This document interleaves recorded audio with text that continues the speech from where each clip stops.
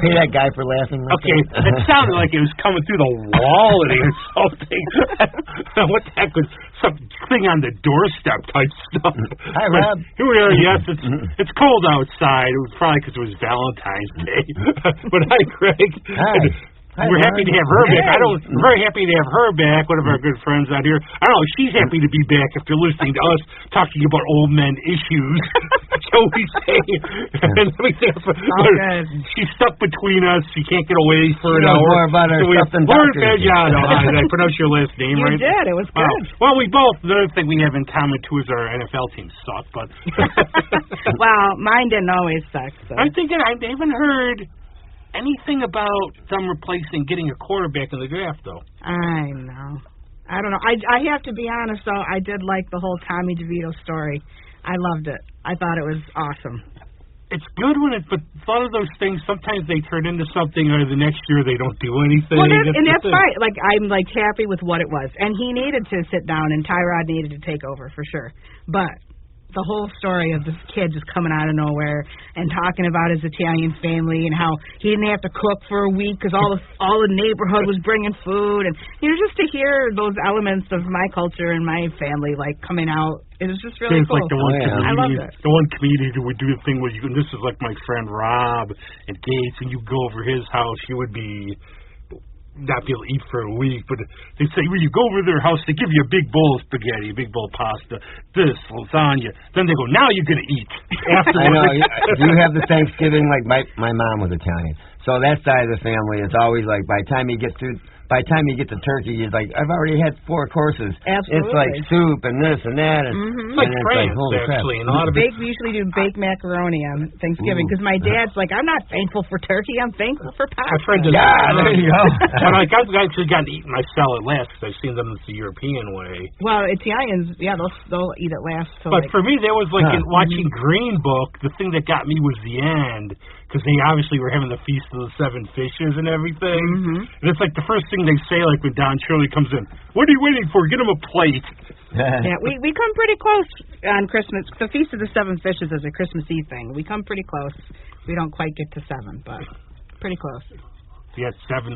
Okay, 6, 12, 15. well, I always thought it was 7 different fishes, but that is not true. I didn't know that. 7 different meals with fish in it. So you could have haddock prepared a couple different ways, and each way would count as a different fish. I always thought you had to have 7 different fishes. Well, I always passed over the 5th one. Okay. I had to throw that a little bit of soul there. But I would always get, the one thing I used to watch out is, as they call it, football, soccer. But when I go to my mechanics and the Napoli fans, and if you mention, well, I was watching AC Milan. No, you see that sign? You figure you're going to drive your car out and it's going to fall.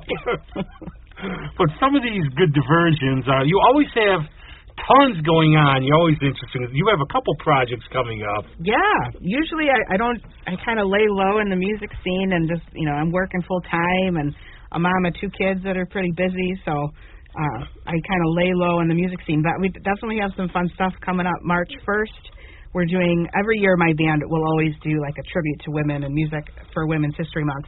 So March 1st, we're doing that at Love and Cup with a bunch of different guests. And then March 30th, Dan Ho asked me to be a guest for the Eric Clapton, or not a guest, no, I'm in the band. I made the band. Nice, I like Dan. Yeah, he's awesome. So I'll be playing keys and organ and singing with that Eric Clapton tribute. And then Travis Prinzi had asked me to play keys and sing for a Bob Dylan tribute May 4th, and that's at the Avon Theater. So I'm really excited for that. Hopefully you can make all of them, but otherwise 2 out of 3 ain't bad. Sorry. You should have Dan on. You're get me out of here. But we'll talk about all that stuff. As always, but as always, we cannot stay on a subject. You do musical therapy, and I was very interested.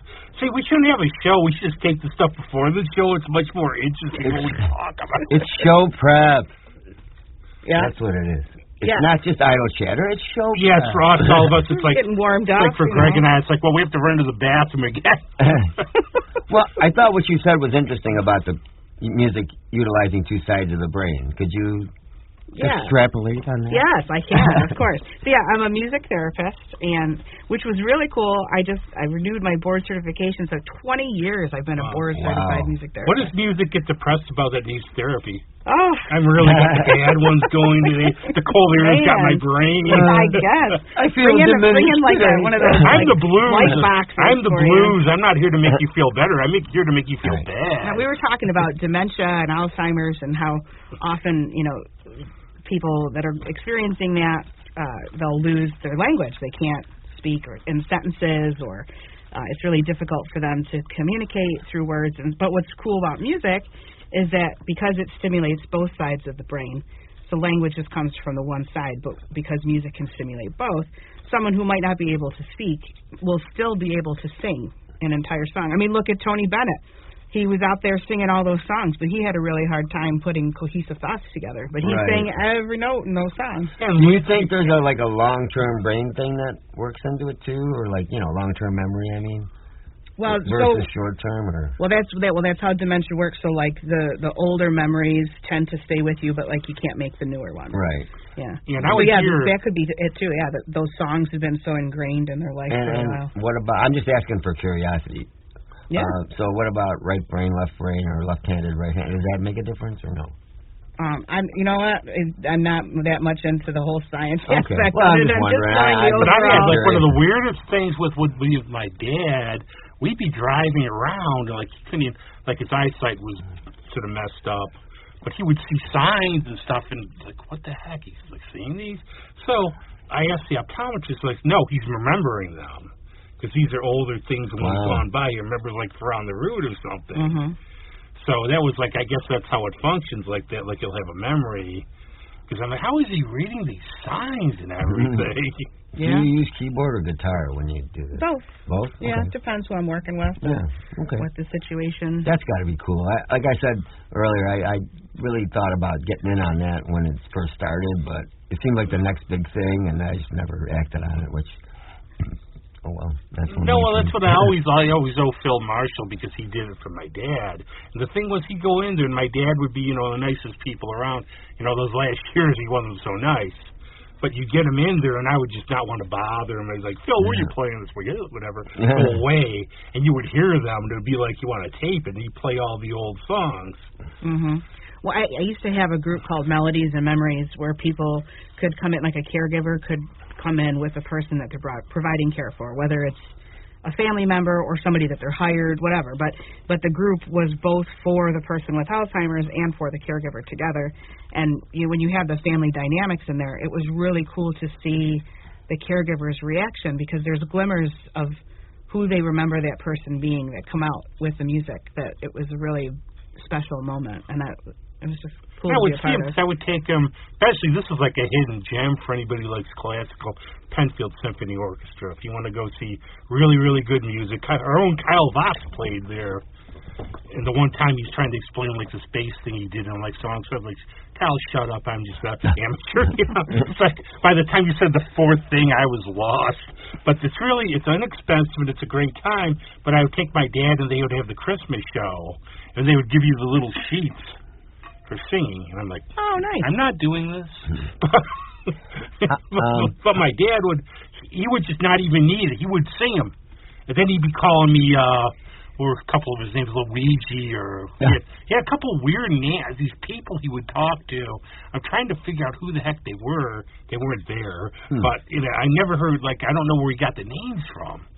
Yeah. It's I don't know where some of these memories came from. It was always I mean, there is a hallucinogenic aspect to it too. Some people do experience that as well, so it could just be a hallucination. Only thing I could relate was when I ate that chocolate bar and I didn't realize I was in Colorado. Well, not that kind. Did you ever play Donkey Kong? Maybe it was Luigi from Donkey Kong. I don't know what it was. There were a couple names. There was an Antonia, and I don't remember. It'll be some great family mystery that came out 50 years ago. No, it could have been somebody he knew. He was in the war and everything. Could have been a soldier buddy, something like that. And I always wondered about that. It's I don't wish that on anybody, seeing how it is, but I wonder, always wondered, is a little, somebody trapped in here, but you can't get it out. But I don't know. Yeah. So on all these fun notes. How did your Joni Mitchell thing go? Did that happen? It was great. Okay. Oh yeah, no, we did it in Geneseo, and then at the Riviera, and then we did it at the Theater Innovation Square. Nice. And it went really well. She's had such a resurgence in this last year. You happy she won the Grammy? Oh, absolutely. Yeah. It was that audience is like the best audience ever because they're so attentive and they are there for the music, for the love of, it's not always the case at shows. Some people just talk over it, and they're for the social experience, and that's all great, too.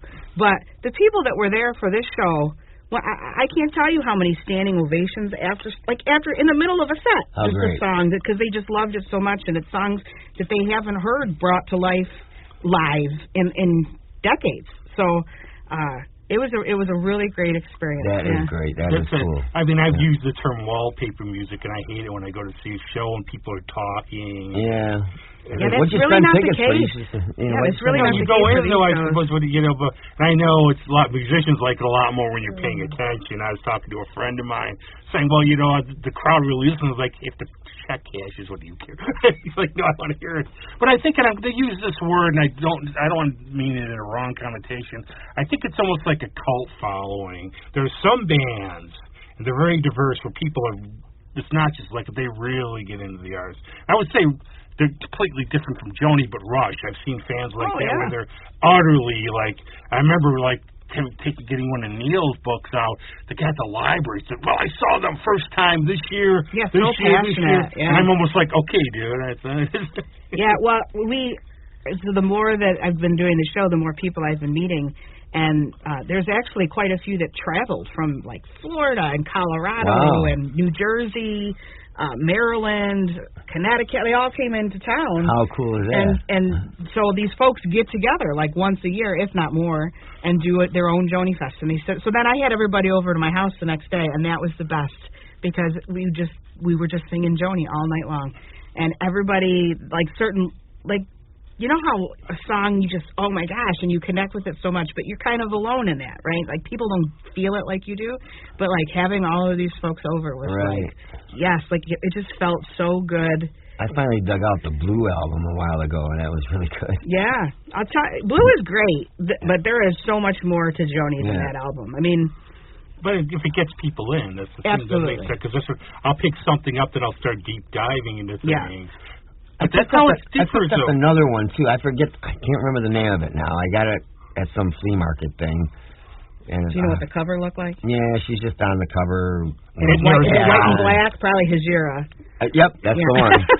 That's a great album. Alan Murphy talking to me before the show we started going on about all this. Can I write this down, Alan? But I'll go I'll see I would see some of my friends back in the day, maybe over the summer, see them 10 times. But I would ask somebody say, okay, we'll use Rush.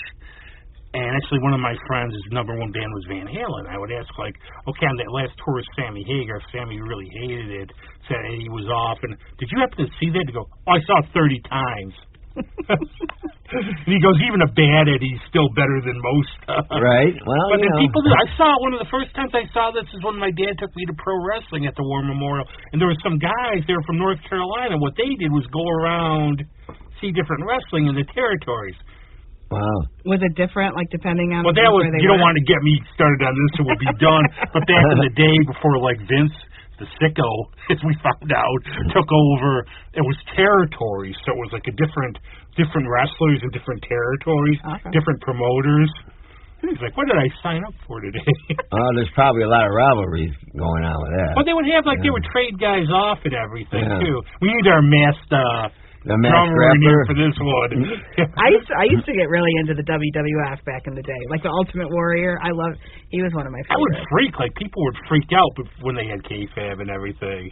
But from now, the only podcast that segues from pro wrestling to music. Yeah. What's your first one coming up? Is it Women in Rock? Yeah, it's the Celebrating Women in Music. Yeah, March 1st. Trust me, I'm bad about remembering any of this stuff. No, you're good. You brought it back. And that's where?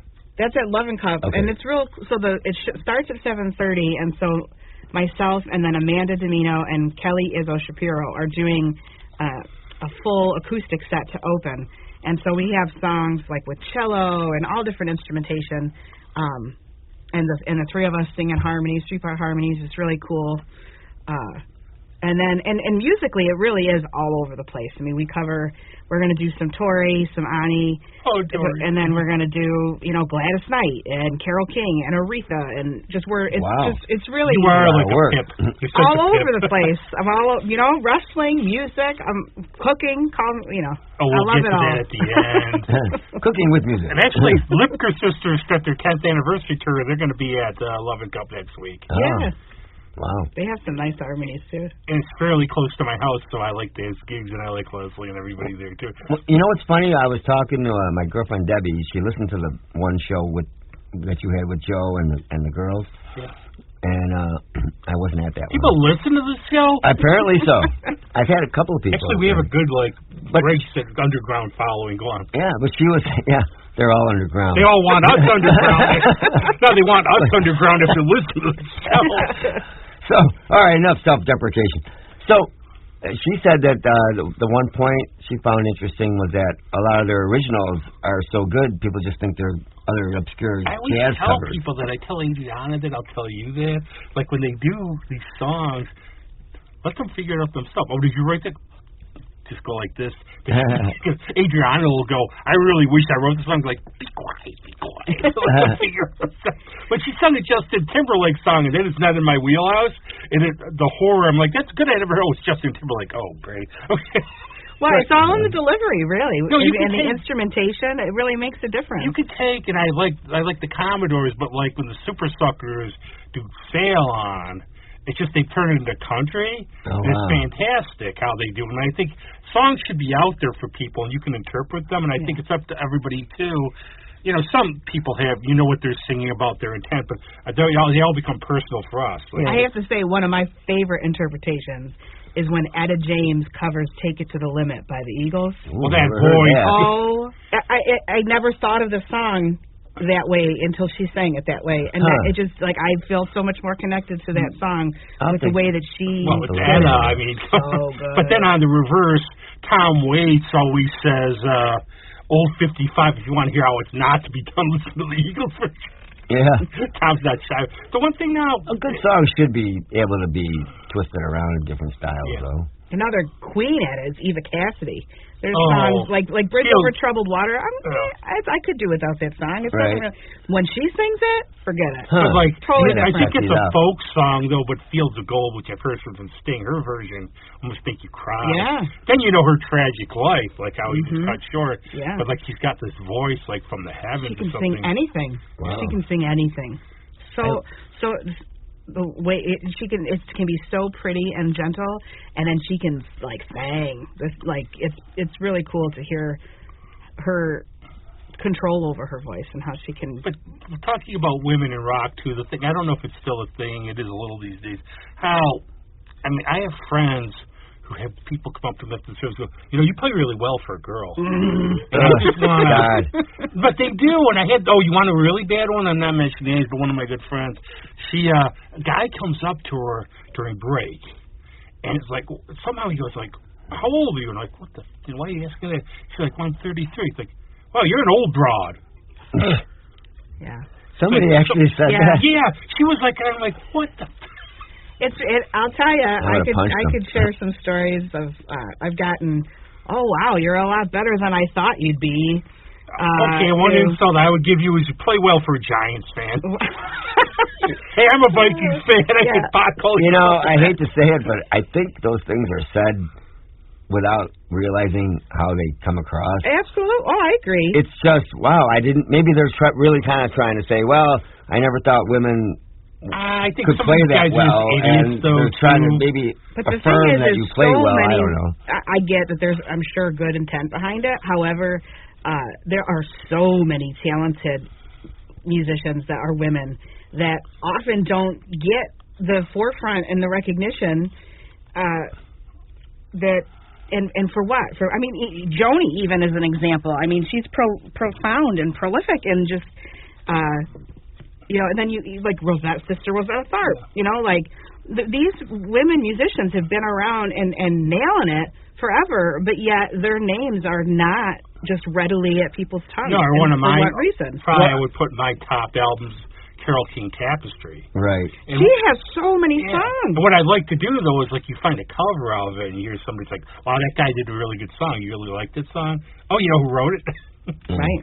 Well, Carole King with the Wrecking Crew. I think they were torch singers for so many years in the jazz era. They really weren't doing much else. They were like eye candy, so to speak. You know, they were the draw, and then the band got all the accolades.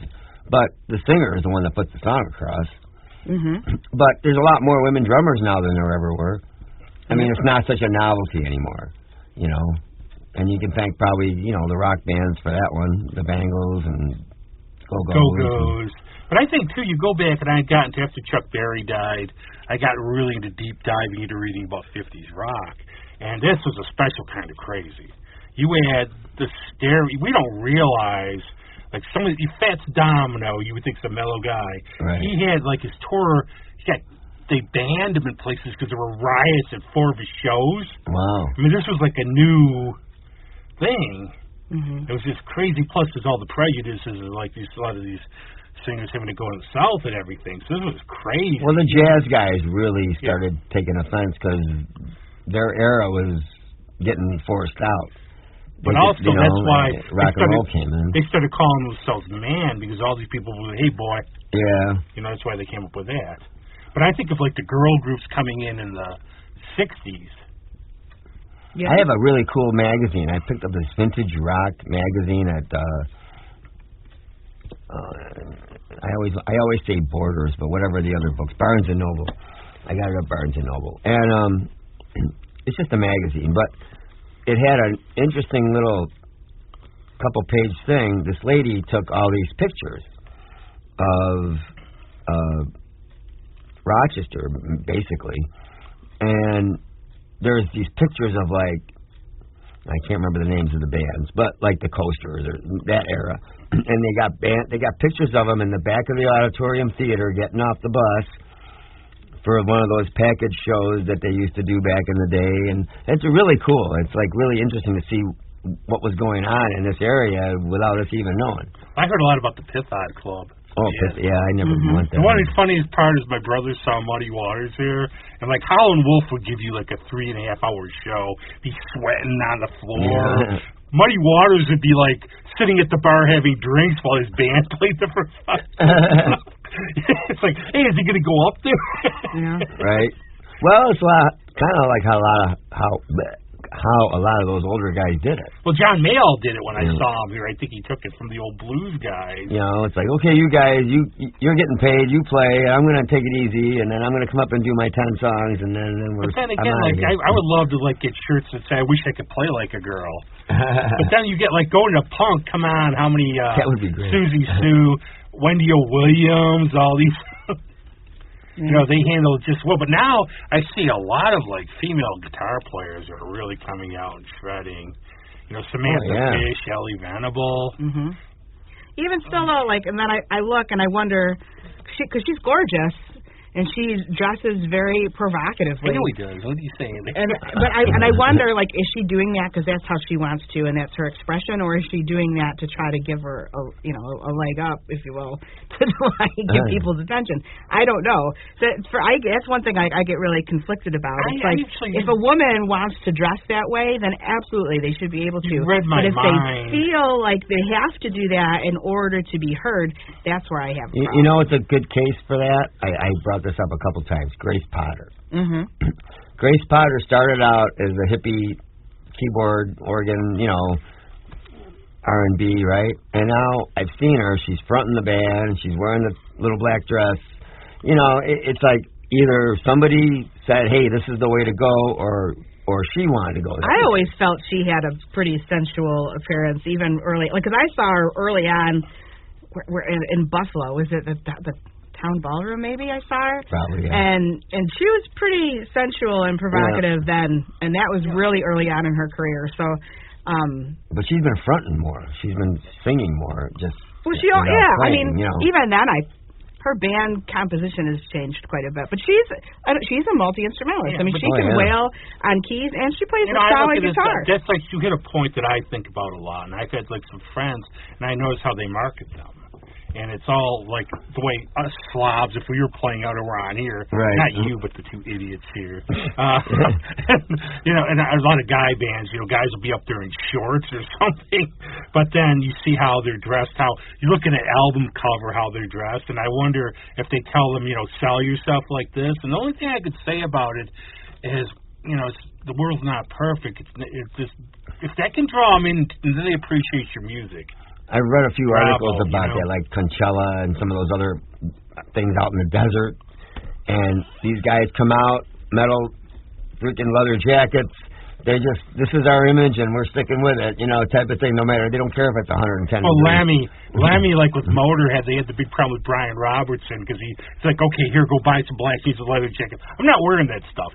He goes, okay, you can play, but just don't wear shorts. Yeah. I get a pass on the shorts because everybody figures nobody can see my. Well, they had the one drummer in Hawkwind. Don't get any ideas, man. The drummer in Hawkwind, he would sweat, but she would play naked. No, I won't be doing that. I can't imagine that's all that comfortable. I don't know.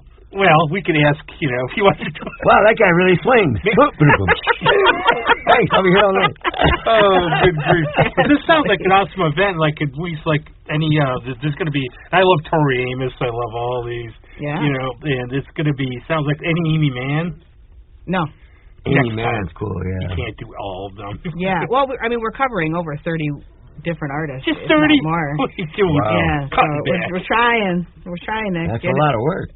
Yeah. Well, and it was funny. We're like, we'll throw this acoustic set together. And honestly, that's been the most work out of all of it because of the arrangements. It's it's really pared down, so you really have to focus on how the arrangements are going to go. Yeah. You always say, okay, here, you give them who do you want to do? Your pick or? Yeah. I try to. You don't do here's a bowl, just pick a name. No, well, I there's definitely people for sure. Like if originally we didn't have Tori in the mix, and she was like the first person musically that I was just completely, that grabbed me. Like, did it get you? All of it. I found out about her because I was a Sandman fan with Neil Gaiman. I got and there was a newsletter that said how he was in her house, like it was by the Times, by the river. Like, I have to check her out. Yeah. Well, so I got into her because I had a friend in high school, her name was Vanessa, and she had Under the Pink because Trent is on it, and she really liked Nine Inch Nails. And so she's like, anything that Trent was on, she wanted to check out. And she was like, I don't really like it. You want to have it? And so she just gave me the album, and then that was it. That's about personal taste. If you're like, you want to listen to Trent's on? Oh, Nine Inch Nails? You can have it. No, see, now I like Nine Inch Nails, I like too. more I went back to some of that stuff. Like, I was just listening to a lot of Smashing Pumpkins. And I don't know, I think it was a little bit of the era. I like it not as much as I did then. Nine Inch Nails, I think, musically, they are very talented. I mean, he got up and played some piano in Mbira, as I saw them at, I don't even know if it was Blue Cross then, whatever. It's called the War Memorial. War Memorial, yeah.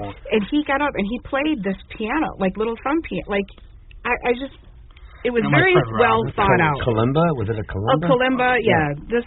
But see, again, we talk about covering songs. What do you think of when you hear Hurt? You think of Johnny Cash, a lot of people do.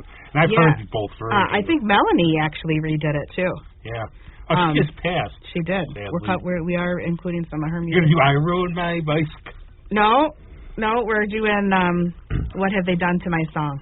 I like that. Look what they've done to my song. I like that too. I would think Tori's quite the challenge. I can't see singing Spark or. Yeah, we're gonna do Winter. I'll just break because in the acoustic set with a cello. One of my best favorite opening lines. I forgot my mittens. Yeah. That visual. Oh my! Well, you know what? The line in that song that really gets me is when are you gonna make up your mind? When are you gonna love you as much as I do? And now being a parent and having so much love. Cool, yeah. So she wrote that song about her dad and the love that he had for her. And and as you grow up and you discover yourself and you don't always have the most amount of self-love and you're learning to love yourself, that line really. But just I imagine a lot of these, especially her, where you can draw. It's amazing, and I've seen this just as diversity like a Richard Pryor on stage, where you draw emotionally. You can do something like Me and a Gun. Oh, God. And how the heck you can bring this out in front of people. Right. And everything. Mm-hmm. Yeah. I've seen her probably like 18 times or something. I traveled to see her. Wow. Quite Did you see her here at Kodak Center? I did. Yeah, and I've met her a couple times.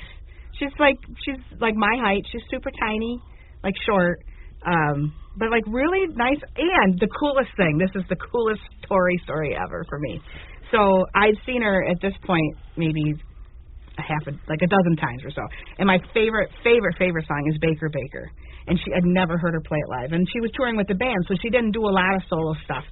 So it was just like a couple songs in the middle of the set. And so I had met her, and I talked to her, and I was like, oh, my gosh, I'm so sorry, I forgot. If you could please play Baker Baker. I've seen you so many times. It's my favorite. I've never heard it. So she wrote it on her hand. Wouldn't you know she did it? And after she did it, she turned out to the crowd, and she bent over, and she put her hands on her head and, like, waved. She does like, she's waving to me. Whereas, if you did that with Dylan would make sure he wouldn't play the song. Yeah. No, she was way cool. She was really sweet, and, man, the fact that she did that song was just gorgeous. I was really floored. That is really nice. Yeah. Well, you are there for the fans. I mean, these bands that ignore the fans, I whereas just don't my get own it. friends during the intermission, I ask if they could play a song. They say they're going to play it, and they forget. Like, we'll get you next time. No, she's awesome. I don't like this one. I think it's quite the unfair criticism. I would ask friends of mine if they liked her, and they wouldn't like her because they thought her lyrics were weird. And I'm like, dude, listen to Tom Waits or Well, she's been through a lot of personal stuff. You know what I like to in terms, like you'll hear about Neil because she'll mention Neil Gaiman. I know it's like sort of like or like Hey Jupiter, I think was about her having an affair. Yeah. The first time I heard that song was right before the album came out, and she was on Saturday Night Live, and she played it. And I like her version of Under the Rainbow. Yeah, it's cliche, but she does beautiful. I'll tell you, Famous Blue Raincoat she did. She has a whole album, actually, of covers. It's about the guy covers. It's like, and yeah, I do like the song I Don't Like Mondays, even though what it's about. Yeah. I don't put that, like, on Facebook, though, because I know what it's about and everything. Yeah. I picked up some older music. I was going through somebody's cassettes, and I grabbed a bunch. I got Doris Day, and, I mean, and, like, all these older singers that you forget about. Doris Day was a big band singer. Mm-hmm. Ozzie Nelson's wife was a big band singer. Okay. And she was like in his band. I guess that's how they met, because he was a band leader. And they became America's Family. And I'm like a big Julie London fan too. I just think of that. But now you're going to get to the point everybody's going to go to the show. Hey, why don't you just play an all Tory? Oh, I've thought about doing a Tory tribute. That'd be that'd be a challenge for a lot of people. I think that's like for. If you really want to challenge yourself with some of those songs. Yeah. No, I've thought Greg about could do it. Cornflake Girl. Yeah. Cornflake Girl. Yeah. But who are some of the other? You've named a couple of them already. Let's see. So it's Cyndi Lauper. We're doing this. It's an old standard that Ella made famous, but the version we're doing is a Bette Midler version of it because I love Bette Midler. We're doing Etta James, Janis Joplin. Let's see. Eva Cassidy, Christine McVie. I love Christine McVie's songs. Yeah. I like her, and I'm forgetting the name. I like her band before Fleetwood Mac. I know Mike Murray played it after she unfortunately passed. I bought her one solo album, the one where she's on the hill there. I love that album. Yeah. So go down to this and see a whole bunch of these, and it's always. And so we're also doing in the back room at Love and Cup. There's going to be several different vendors, women-based businesses. So bring a little extra cash and pick up some stuff. Which reminded me, I was going to ask you, is there tickets, or can you just go? Or? I would suggest getting tickets ahead of time, because this one usually sells out. Okay. Well, it's Greg. And if you want, he comes, it's like, hey, it's Greg. Hey, come on in. Well, no, they do have like standing. They have standing room, but if you want to sit down, I would suggest just going to Love and Cup's page and getting your tickets. You have to remember, just for anybody out there who's not done it before, you buy tickets, but if you want to sit down, read right on that you have to call. Yep. Because I like tickets and then make your reservation. Feels more like a concert. Yeah, sure. I like to sit. I will try to make my rear gets sore on some of those chairs. Yeah. I've got like one leg on the floor with like a big one. Yeah. But just, I know, like, Stickman sold out recently with Tony Levin. Mm-hmm. Our kids are going to do some music, too. So Champagne Manley's one of the guests. She's going to sing an Amy Winehouse tune, and so my son's going to play trumpet on it. And then my daughter's going to sing a song. Just her and I are going to do one together. So the other guest for that one is Tina Guarnieri and okay. like I mentioned, Kelly and Jade Hill. She does a lot of musical theater stuff. She's got a great voice. Yeah, so. You said March 1st, right? March 1st, it's Friday night. Here. Okay. I cannot get dates for. Well, at the end of the show, make sure you mention them all, because I just cannot get in. I don't have a big calendar to write my stuff down either. I'm one of those old-fashioned people. I've got like little notes written all over. But then you lose the notes. A little bit. I remember but that's always a cool venue, lots of fun and everything. You don't want to do the iced coffees like I do, where you'll be shaking on the way home or something. Well, that's what I like about Lovin' Cup is if you don't drink, you still can go and get yourself a nice drink that's not alcoholic. Yeah, the one time though, I don't know, I had tons of iced coffee. I'm dressed. I look like a road manager for the Moody Blues in the 70s. I get caught in a police roadblock. And I'm sitting there with red eyes going, hi! Caffeine, I'm going to jail because imagine, it's like the other time, I ate these, they were like these voodoo chips. I start eating them on the way home from the bar. I start crying, and I'm like going to pull over, and I'm like, this is the first time someone to get a DUI from potato chips. Only me. Oh, dear. But now, coming up next. So the other show, then I got to pull out my notes. You too. I'm gonna, because I'm Dan Ho is the one that is the head of it. So I'm really thankful that he asked me to be a part of it. So that's also at Lovin' Cup, and that's on March 30th, which is Eric Clapton's birthday. And so in the band is me and Dan and John Kelly, John Nutter, Jimmy Connor, Sean Sullivan, Woody Dodge. Oh, wow. Sorry, he plays with Woody Dodge. Oh. My notes are a little goofy here. That's Mike fine. Cicino, Jeff Martin, Scott Austin, Elena Alston, Sarah Gebby. Elena, yeah. All right. Yeah, so that's March 30th. And that's going to be a lot of fun. Elena's quite the up-and-comer. She's got a great voice. Elena's great. We've done a bunch of gigs together. She's a lot of fun. Do that when you see Tori the next time, though. She'll do it on him. Hey, there's this podcast. You'd be on there and write it down. You would be on. Put it on your hand. Yeah. You know what I'd probably do? I'd probably talk about, like, Sandman for an hour, first of all. Yeah, I would imagine Tori would be an interesting Where's interview. the 30th show? That's at Lovin' Cup. Oh, that's Lovin' Cup, too. Okay. Yeah, and then the Bob Dylan tribute is when Travis is putting together. Okay. And that's May 4th, so that's a bit off. Okay. And that's at the Avon Theater. And so that's I Travis. have yet to be there. I got to get in. Yep, me neither, so I'm looking forward to it. Oliver Burdo, Justin Williams, Steve Krupner, Abby Gebel, Rick Constantino, Tim Hayes, and Brian Dudley are going to be joining us as guests. See, I'm not in every band. Yeah. You're only in 99 right now. I was when we were thinking of a drummer, I was going to suggest you, but then they ended up coming up with somebody. That's okay. It's another, like, a side note. Yeah. We have all these really neat little theaters in upstate New York. Yeah. You know, like the Harmony House in Webster. There's the Homer Center for the Arts. Mm-hmm. There's obviously the Riviera. That's beautiful. And there's the one, I saw Michaela play, and I forget the name, it's in DeWitt. Just go by Syracuse as a theater. Yeah. I can't remember what that name is. Does it begin with a W? No, I'll remember like an hour after the show. Like you get off at DeWitt, you go straight, and it's almost like a little arts thing with like a restaurant. Okay. Oh, yeah, I don't know. But it'll say Syracuse. But yeah, I don't know. I think there's something about the ambiance of these places too. Yeah, it's like the Joni Mitchell thing we used to do at Lovin' Cup, but we just got a little too big for it, the space, and also, you know, it's tough to do certain kinds of music when somebody's making a cappuccino in the background. You know what I mean? Like, I love a little, but I can tell you, like some shows, hit the one note a little higher because the coffee machine. It makes it a little tricky. No, that's got me one of my little things where I'm very interested in was these new Apple theaters where they bring you food and stuff and they have a bar. Yeah. I'm wondering, how are you watching a movie when people are, I'm not going to watch King Kong and Godzilla while they're bringing their nachos and stuff down. Right. Yeah, and I guess that's true though, but I also we won't neglect the theater at Innovation Square. Yeah, that is a great space. The thing that's tricky is the parking. It's not like the most well marked, so I think a lot of people. So what I did, I went to go see a ballet there, Moulin de Paris. I'm like, where the heck is this place? I told my friend, I bet it's in that 5-star building.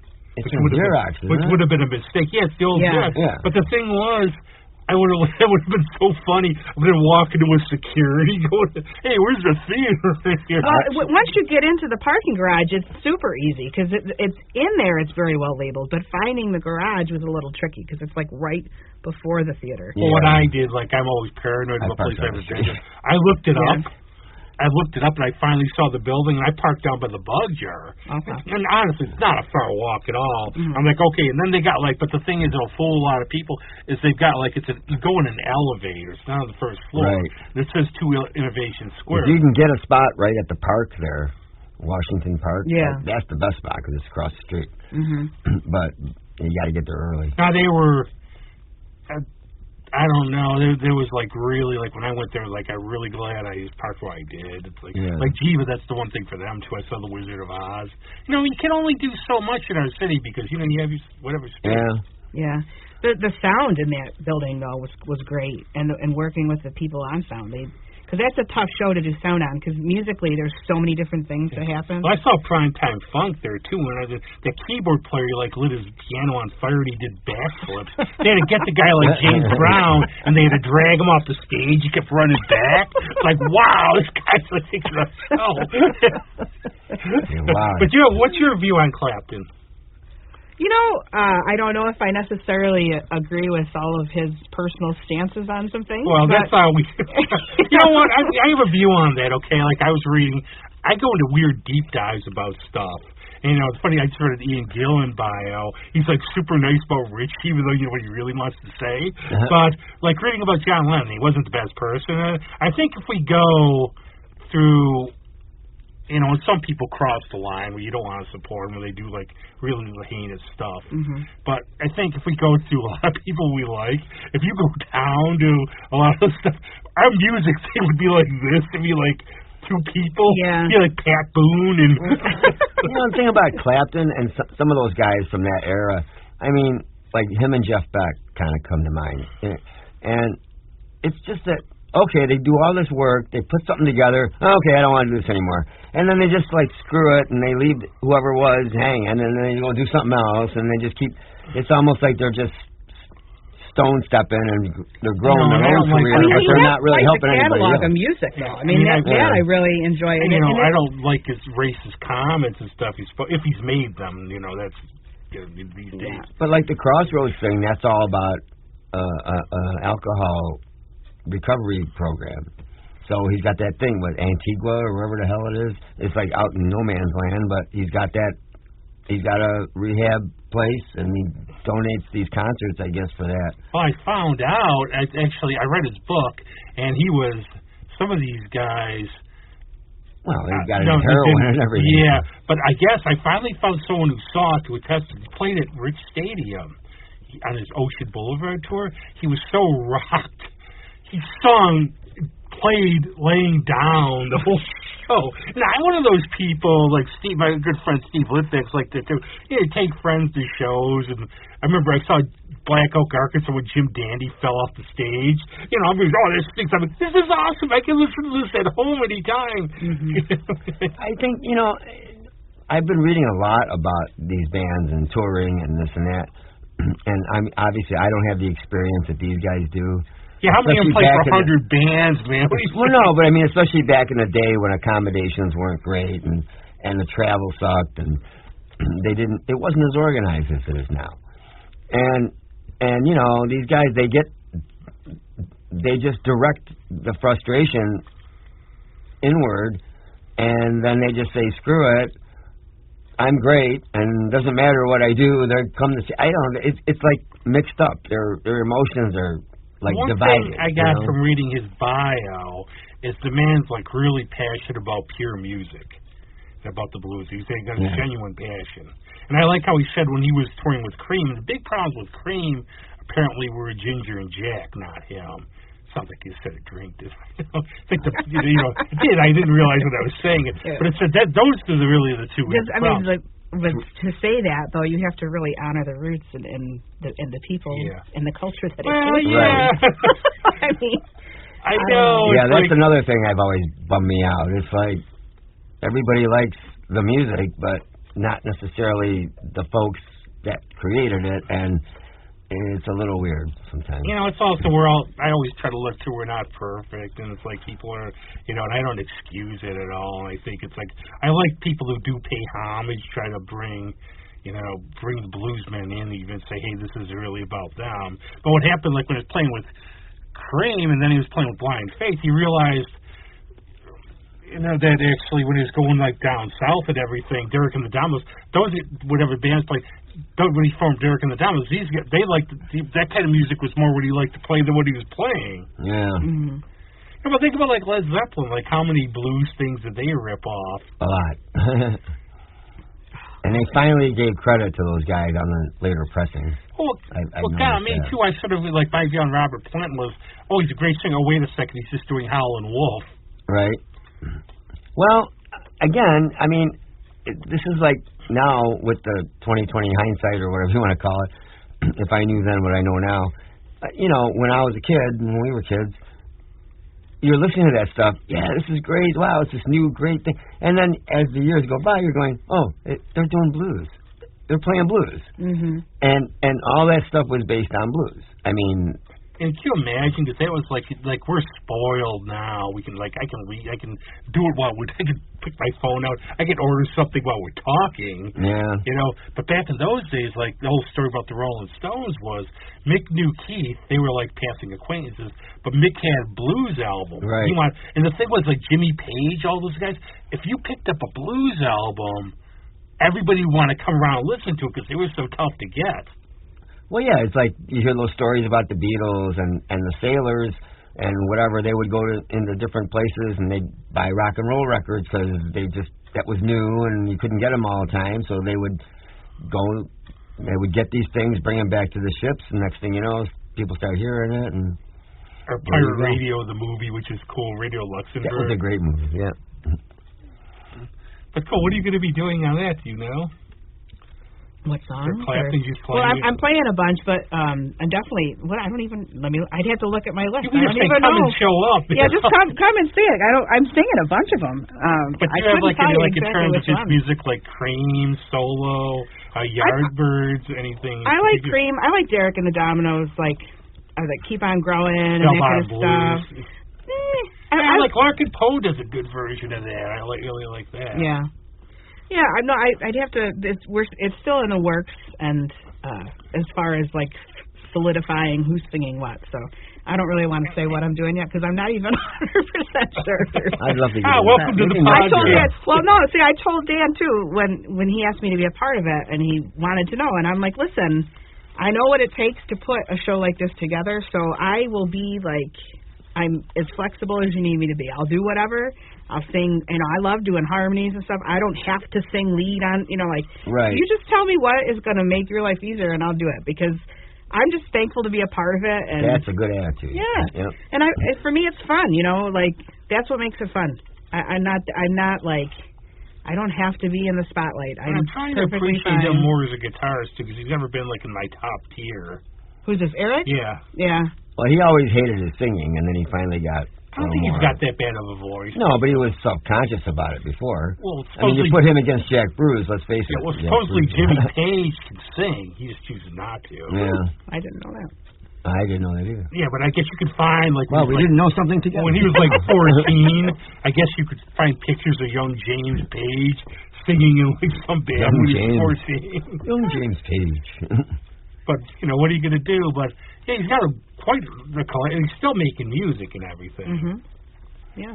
He said it's coming. What's funny, though, these days, I remember reading reviews like in Cream and other things. These dinosaurs of rock when Clapton was 35, and they're like all these old guys.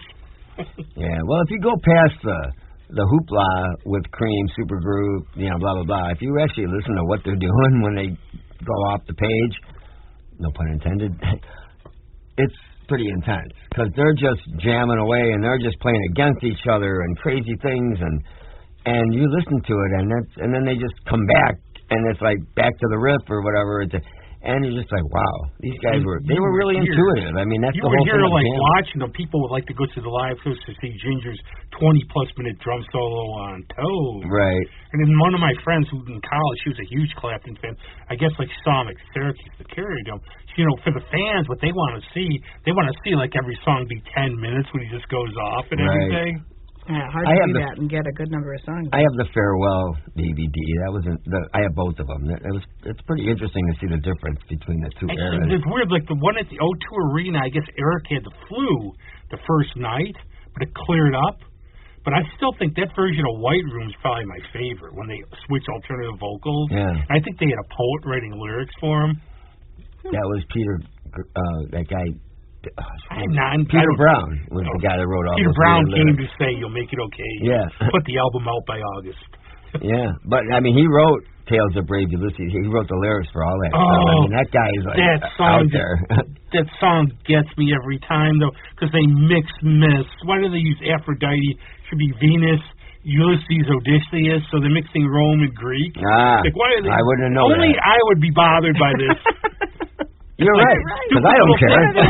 They're mixing these. No, Ulysses is not. It's Odysseus, but it's a different. And then her name is Aphrodite. So it should be Venus if you're going to use Ulysses. No, probably didn't fit the rhyme. What but can little you do? things like that bother me. I'll see like something in a Maybe movie. It's just all the multiverse. I'll see something in a movie. There you go. There. And I have to use this more because I will see like something in a movie will bother me because there's like one historical thing wrong. Like, I can't watch this anymore. But actually, the one you should see if you want to see have you ever seen Ghost World? No. If there's a band called Blues Hammer in it, which is like this super fake guys playing. They go to a club. There's this original bluesman playing. Everybody's talking, not paying attention. Then Blues Hammer comes on. It's like I've been plowing and picking up. It's so funny. No, I'll send you the clip.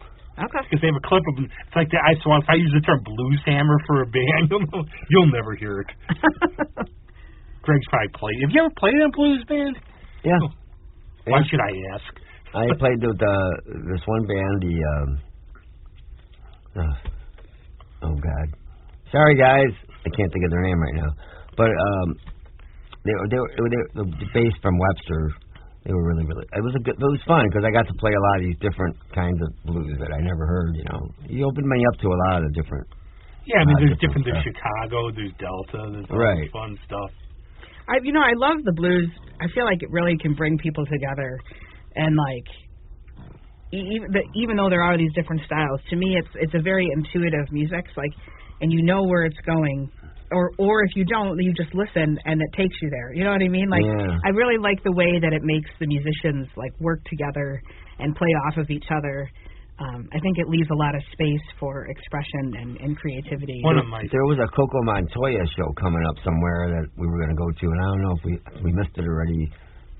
I was asked, do we want to go? And I said, oh, yeah, that'd be great. So I don't know if that's... One of my favorite Christmas CDs is the Blues Christmas, which is all these 30s and 40s blues. So it's great. I'll be miserable for Christmas. If I make it to New Year's Eve, I got some holiday blues.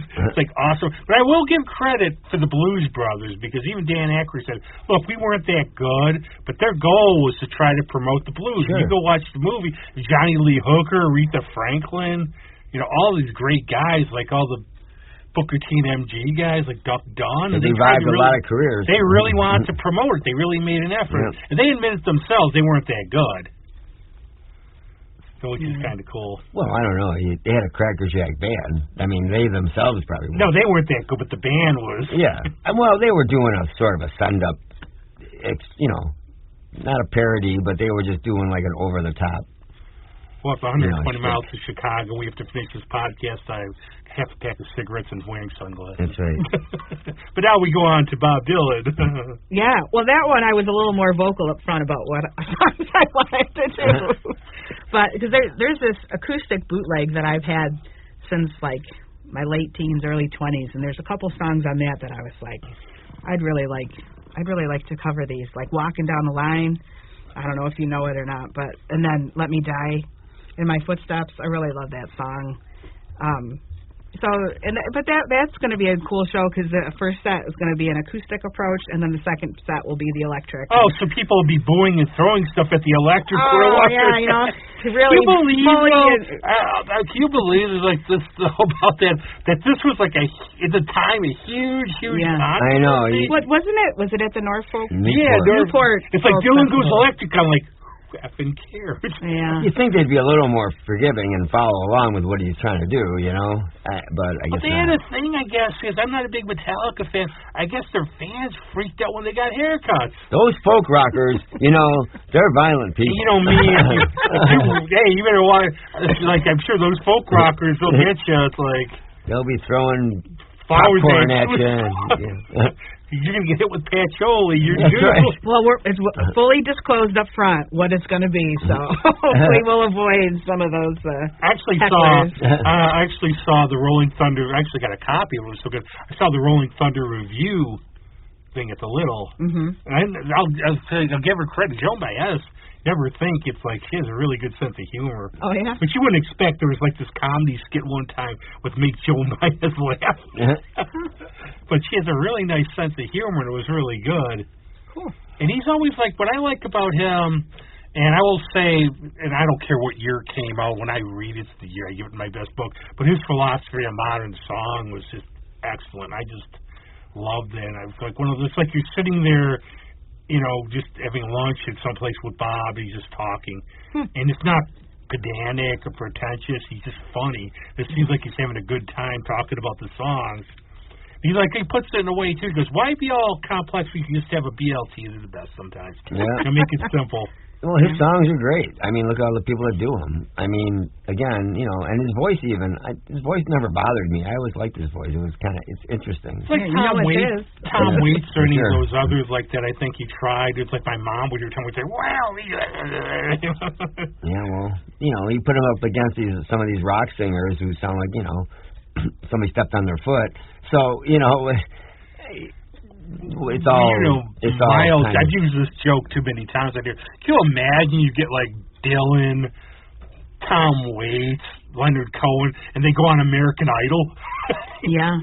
I don't know how far they'd make it. And for me, unique voices, I would say Yima Sume actually unique voices, really unique voices. Yeah. Well, I think it's unfortunate when singers try to sound like somebody else because it's always better if you just stay true to your authentic voice. There's certainly influence, but influence is different than like trying to sound like someone. I don't know. I never really like I'm that. a huge Kinks fan, and I think that Ray doesn't have the best voice, but he's telling stories, and it fits. You wouldn't want like some 8 octave. Right. Well, and I always bring it back to Joni. A lot of people are talk about how she doesn't have the voice that she did, but if you listen. Just listen, first of all, the way that she can adapt her melody to fit with her voice and how just that inflection in itself and her phrasing, like, it just gives new meaning to the songs. Like, if people just give it a chance. And I think they know, like, one of my favorite concerts of this century, I can't believe I'm saying century already. We're already getting to, like, the quarter-way mark, was Nick Cave at the Electric Factory. The thing I was saying to my friend was, watch what he does. Every song, he's not the best singer. He knows his range, though, and he knows how to put forth the lyrics he performs. You're getting, like, a stage performance with these on. Yeah, cool. And it's better than, like, somebody who can, like, really sing but the music stinks. Yeah. Well, that's the thing. You can't just sing the notes. You have to tell the story. That's what connects you with the audience and brings people in. You know. And I liked also like Dylan. He's like, a lot of people don't think like, okay, like way left or something. He's very apolitical. He's like rational. Like you read his book, he's against basically insanity wherever it is. Mm-hmm. But one of my favorite songs of his, and I guess he doesn't like the album, is "Changing of the Guard." Okay. From Street Legal, and you just go through the lyrics on that. And I like how Bob explains it. I don't know what it's about. But he goes through all these phases. We had like the religious Bob Dylan, the Billy the Kid Bob Dylan, and everything else. So, well, they made that whole gospel album, right? The remake of all his tunes, and I'm going to cover "Gotta Serve Somebody." I really like that one. Yeah, I don't know. That might be maybe that was his passion. He wanted to work at a restaurant, and he never said so. Yeah. That's all I think of. You got to serve somebody. It might not be the devil. It might not be the Lord. wasn't there a woman covered that, right? Mm-hmm. That's the one I heard that I Yes. heard Oh my gosh, what is her name? Shirley, maybe? Shirley.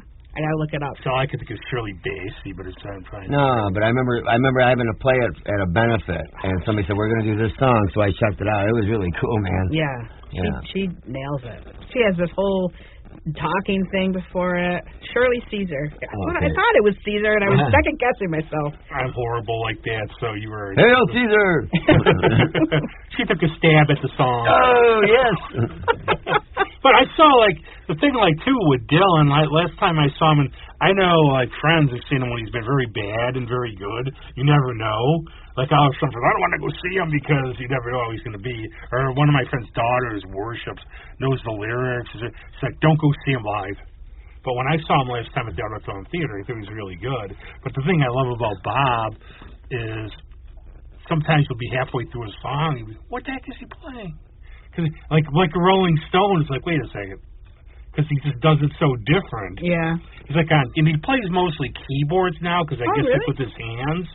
Okay. He can't really go up and sing, but I guess because of his hands, I guess keyboards is easier than guitar. So he does that. And he won't talk to the audience at all, except I guess 4 shows after ours, he yelled at somebody and stopped playing because they took a picture. Oh, well, you're not supposed to have any phone or anything in there, right? I mean, you can have your phone. I don't quite understand that, though. You'd I think guess you'd what want he the said, promotion. you could pose or play. That's what he said, we could pose or play. I respect that. The thing thing I do get mad at is some shows I've been to where they say RPO, so no cameras, you'll have somebody pulling the thing out. It's why don't you just watch you're here to hear everything. It's I'm here. It's who cares? But he was really good, and I actually do like his Christmas album. I confess to that. I think he's having fun. I think so. But do you have any favorite period of his or? I don't know. Like I said, I really enjoy that acoustic bootleg album. That's the early on stuff. Don't say you got a bootleg on. Well, no, but that's how it's advertised. It's how it's it's on Spotify as that too. I don't know. They have the bootleg series. I think it's they released his home recordings or something. He's still making money on it. Don't worry. I I mean, not from Spotify, but from other sources. Right. Why though? That nickel comes in handy. Yeah, that's a sad thing. About music, how artists write and everything. There's I've had friends who've charted and you're rich.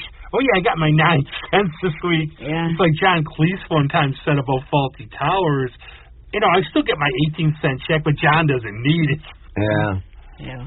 It's tricky because it costs a lot of money to record an album. Right. And so you used to be able to maybe break even by selling them, but now nobody wants to buy albums anymore. I try to stress buy the merch. I'm still a CD person, and I've heard from friends who play tour a lot, especially if you can buy a shirt. Yeah, we don't really have a lot of merch, Lauren and the Good Souls, but I did just make some winter hats with embroidered Lauren and the Good Souls on it. So we'll have those for sale. I think I'm going to start collecting those because I'm starting to get. I got my Michaela hat. I got more people are trying to do it. Some people 1916 does scarves. Okay. I got my Iron Smoke wool hat. Yeah. I don't have a shirt. You got little Scully and everything. Yeah. I know. I bought it just because. What the hell? Tommy's been good to me, so yeah. Tommy's been Give him some money. To you. Give him some money back. And it's a good product, and everything else. But that's cool. I can't imagine the diversity of the songs in this one, from the Dylan one too. Yeah. It's no, there's only a few we can choose from. Gosh, yeah. What a catalog of songs, yeah. And you've got to give credit too. This is how music was different. I mean, it's always been a business. We know that, but you had people who really cared. I mean, there's some bands like Quicksilver, Messengers. They never would have been anything. But Dylan, his first albums bombed. But the people at the record company liked them. They liked it, so they kept it going. Yeah. Whereas these days, if he had one album, be see ya. Yeah. Yeah. And I think he's the only person, and I know there's more out there, but he's the only person who does House of a Rising Sun from a female perspective on his first album. I read something. I was doing a Google search of I forget the band now, but and the guy said, it was Steve Miller, and he was talking about the Joker, that thing he just came out with the revamp. Well, I just got the 80 years of the Joker from DC. Yeah. I can relate. Oh no, But he did this whole thing with all these different versions of the song and outtakes and all that stuff. So he said that when he was doing the record, the people at the record company were not that interested. He said some young kid who had no power in the record company, he was 23 or something, goes, "Oh, I think that song, The Joker, could be a hit." And there you go. And it just, they got behind it, and the rest is history. Why was you doing that joke like when the River Phoenix movie was like, I couldn't understand because he's supposed to be a choker, a midnight smoker. Yeah. Doesn't want to hurt no one. He's hurting a lot of people here. Right. But you know, like the early days of rock, like that. Like I saw the Zombies. It was basically Colin Blunstone, Rod Argent. But they had one guy from the Kinks playing in the band. But he goes, they told the story of Time of the Season. It was on a B-side. There was like some disc jockey in Iowa just turned it over and played it. Right. And it became the hit. Yeah, that happens every now and then. And there was a lot of, like, I was reading Noel Monk's book about touring with Van Halen. Oh, yeah. Those were, let's just put it that way. But the thing was, they would, like, literally, like, when Fair Warning came out, they would, like, go, like, with bundles of white stuff or money which you wanted, and they would bribe DJs to play it more. Sure. Well, there is that. I mean, it all depends on who you got behind you, I guess. Yeah. And what they're willing to do. Yeah, it's one of those we'll never. I know. I'd love to see artists get paid. They should have like a thing where this is you contribute this much, you get this much from there. I'm working on a couple of strong arm guys to terrorize DJs, so I have to push my stuff. Well, what band is it? Okay, now we have a song that you're like the Phil Collins of this decade. Looks like you couldn't get away in the '80s. Well, Phil's on this one. Yeah. I remember I was watching. Oh God. The late night there, who's the guy with the beard now? Letterman. And he said something about one of his things in his monologue. He was saying, well, that's just what we need. This is an 80s show. He goes, that's just what we need. Another Phil Collins song. It's like, even he was a kind of a joke back. I think you get over that. That's the thing, like with Taylor now, I think in the year, because you hear so much of anybody, it just gets to, you can like the stuff, but it's like you hear so much. Yeah. It's oversaturation. It's like him. Yeah. Those memes with people do it like falling for the drum solo, or not even a solo, but like that drum break. Yeah. In the air tonight. Everybody does it. And like they're like falling over. I would see it like the locker room, like when I played football in high school. It would be on all of a sudden. But you know what? That was one of my little pet theories. Now is if you're writing, I know it goes against the grain, but it's like make something that's copyable. Make something that's not so hard that people can't do it, because that's how people are going to imitate you. Mm-hmm. And that's why everybody, they do that little fill because they know it's there, but always have some cool little signature thing, even if it's an air guitar thing or whatever it is. But that seems to work. And Captain Beefheart didn't care about that, obviously. What's that? Captain Beefheart didn't care about that. No, Captain Beefheart. But the thing about Dylan, too, he seems like he likes to be an enigma. And I've read, like, his interview books. He sounds like my posts on Facebook. Sometimes where I think he likes to play games. I think everything I've read, people who know him, says he's a really nice guy. Charlie Daniels couldn't sing. He played, like, on John Wesley Harding, something. He said that. But one of the funnier stories is Ian McLaughlin played with him. And he's like, what the heck's going on? It's like, he's staring at me. So he's like, he gets like a band member. He goes, oh, don't be whacked out about Bob staring at you on stage. Like, what's he doing? He's nearsighted. He won't wear his glasses. He wants to see what you do. So it's like Bob stared at me during the show. He gave me, it's like, what the heck is that? Man. But I think that's like timeless too. Music is always, and you can always, I think it's open for interpretation too. Absolutely. So that'll be really cool too. You have so many good things coming up. Yeah, I'm excited. Make sure you go to some of these, folks. Yeah, check them out. Plenty of time. And where is the deal? Well, we'll at the end we'll just make sure we announce them all again because I forgot it. Lovin' Cup one day. Two of them are actually there at Lovin' Cup. The first and the 30th. Okay. And the other one's Avon. Yeah, you got it. See? Wow. It's because all the music talk stimulated both sides of your brain. Give him this cookie. Here, take your cookie. You've been good. So what? And speaking of that, we have to. When you're on the show, what have you been baking? Anything different? Well, this time of year, I like to do some soups. I like soups, a good lentil soup or greens and beans. I like to that's the problem with those, though. Like, I remember I have these friends now, we're getting older, believe it or not, that we usually meet for Christmas, but now we try to go to lunch like 3-4 times a year. Mm-hmm. Tried golfing once, that wasn't such a good idea. But actually, one place, if you go to the Cardinals, they have a little robot server. Really? Yeah, and it's not the owner seemed like a really cool guy. He said now they have staff. He's not taking jobs, but he said he wants to make it easier on them. But when you're in there, and I can imagine like in my college days going in there stoned or something. Hey, this little robot. And they named it, but they said makes it easy on the servers. They take the order, the little robot comes out. Nice. He's named Rosie because he's a Jetsons fan. Yeah. So don't be freaked out on that one. But like we went to Tony D's, and like my friend Rob said, I'll get takeout greens and beans and have it for a week. Greens and beans is interesting because like you can have it as like a dish where it's not like real soup. It's not. It's more just like it's more content, not as much broth. But I tend to make it more like a soup. But I'll throw some greens in, like if I'm making chicken French. I like to throw the escola right in there. I'll make it myself. I'll go to Olindo's and I'll buy all the stuff there, make a huge pot of it. Yeah, I think though, if we can talking about, I hear from all my feedback of cooking for the bands and stuff, my eggplant parm is like the go-to, I think, for most. I can't like That's good. I like the eggplant. The trick with picking out a good eggplant is you got to flip it over and look at the bottom, and like the little where it breaks off. Well, not the top where it's green, but the bottom. So you want it to be long. You don't want it to be round, and you want them to be kind of just in general like a smaller eggplant. You don't want them to be super big. How cool! So if you look at the bottom, I mean, you think of it as like male and female. Like round is like the female. That this is, I don't know scientifically if this is true, but this is how my grandma explained it to me. That it has more seeds in it. Okay. And you don't want the seeds. The seeds make it better. So you want to look for something that's more long on the bottom. And they like tend to plants. have. They tend to have. You would say like less seeds. at the market by my house where we get my neighbors would bring them over. I think. I never knew that. I cool. think, but because they just buy tons of. But they get like the ones for like 25 cents. They'd be these huge ones, and I'm not going to be nasty, but I'm always saying, no, you want the smaller ones. Mm-hmm. Yeah. See, you learn so much on this show. And then when I make it, it's almost like lasagna.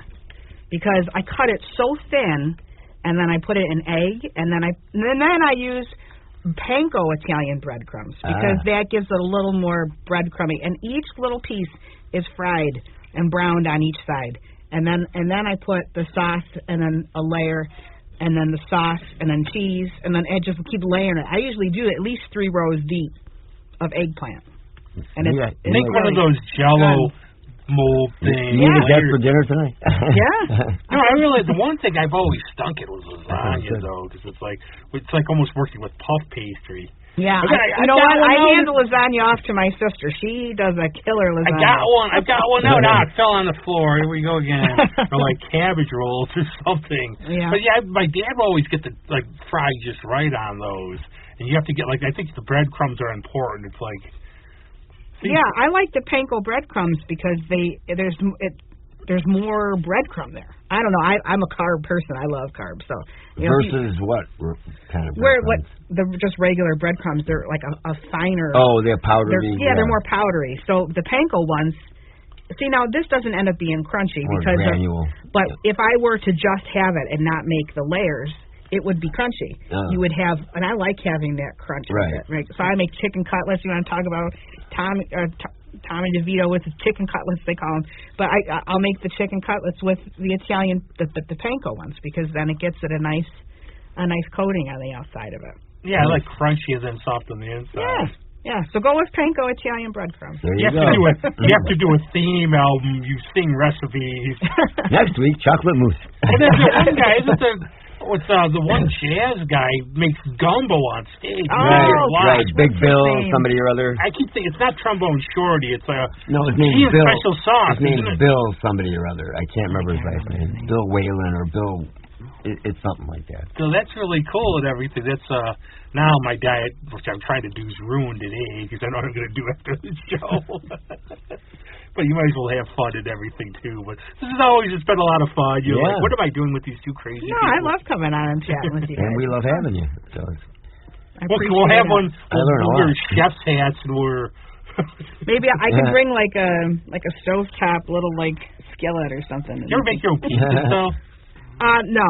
See, I like doing that because you talked about soup, and Greg, I would say that our various health woes we've had, right. It's better to make your own soup because you don't have to salt the heck out of it. Right. You could stuff whatever you want in it. Yeah, I'm a big soup guy now, more than I used to be. I made a Mexican pepper soup. It's like everything all in one. And then if you need it to be a little more filling, you have a nice bread with that, or you put a little. But now the pasta, if you put pasta with that, I wouldn't put it right in with the big pot. Right. I would add it separate because if you actually put it in with the big pot, it sucks up all the broth. Yep. I have an idea now, though, for the next time. We'll try to think of, well, maybe not you. We'll try to think of, like, recipes. We'll name them after, like, musicians. Like, what would a Tory be? Yeah. Well, that's how I love Love and Cup, and all their menu items are different musicians and songs and artists. It's cool. I would always just get, like, the eggplant, the purple thing, or the white room, just because I told Leslie, it's like, okay, you named Love and Cup after a lyric in a Stone song. It's from one of their songs on But I just go, okay, I can remember this because I can't remember what the heck some of these things are. Yeah, my go-tos there are the Tangled Up in Blue, which is it's a really good salad, or the Hot for Teacher. I like that one. Yeah, so I went there with one of my friends. It's like, I want this, but I can't order it. Well, you don't eat meat, right? No. Yeah. Yeah, no Hot for Teacher for you. Tangled Up in Blue, you could I went to Catholic schools. I don't worry about it. Yeah, I hear that. But no, I always get the eggplant there, the eggplant. Mm-hmm. Now you're making me want, eggplant is not We're in meat fish season now. But cool, but I do like that. But very cool, and for once, we've been not doing this well lately. We're going to have a song at the end, but first, can you just say those dates and stuff? Sure, yeah. The song at the end, too, is one I wrote, which is cool. I don't think I've done an original on the show yet, so... but yeah, March 1st is the Celebrating Women in History, which is the Lauren and the Good Souls at Love and Cup. Then March 30th is the Eric Clapton Birthday Bash at Love and Cup. And May 4th is the Bob Dylan tribute, and that's at the Avon Theater. So, and it's like, plus think about it too, by that time, I still think we're going to get slammed once. By then, it'll be drivable. Oh, yeah. Watch out for cows or or moose. You never know. No, Adriana's on tour right now. She's telling me this story. There's a moose in the road. Oh, wow. And I'm like, you don't mess with moose. They can decapitate you, basically. It's like hippos. Oh, isn't he cute? You just bit somebody's head off. There's sheep in Fairport every now and then. When you go to, like, Turk Hill Road, if you go in Castle Larga, there's a sheep farm there. Every now and then, there's a couple of them that get out or something. No, I remember, I saw Grace Browning in Mendon. I was like, oh, don't worry, watch out for the deer. So I'm going down by the studio, and there's a bunch of deer jump out at me. We have a new topic for the next show. Now we're going to do animal stories on the road. Yeah. I have some good venison recipes, too, if you need. Oh, dear. And it's called Thump Thump. What was that? You killed deer. On that, what's your song? Oh, the song is called The Women That Have Come Before Me. All right. Excellent. Thanks a lot. And thank you. See you later.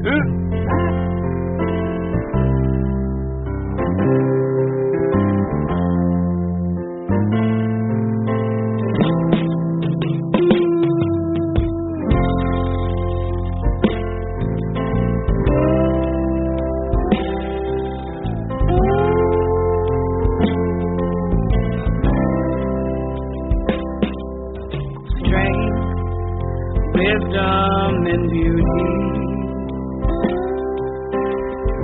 shine for all to see, but never did they boast, and I'll carry on the legacy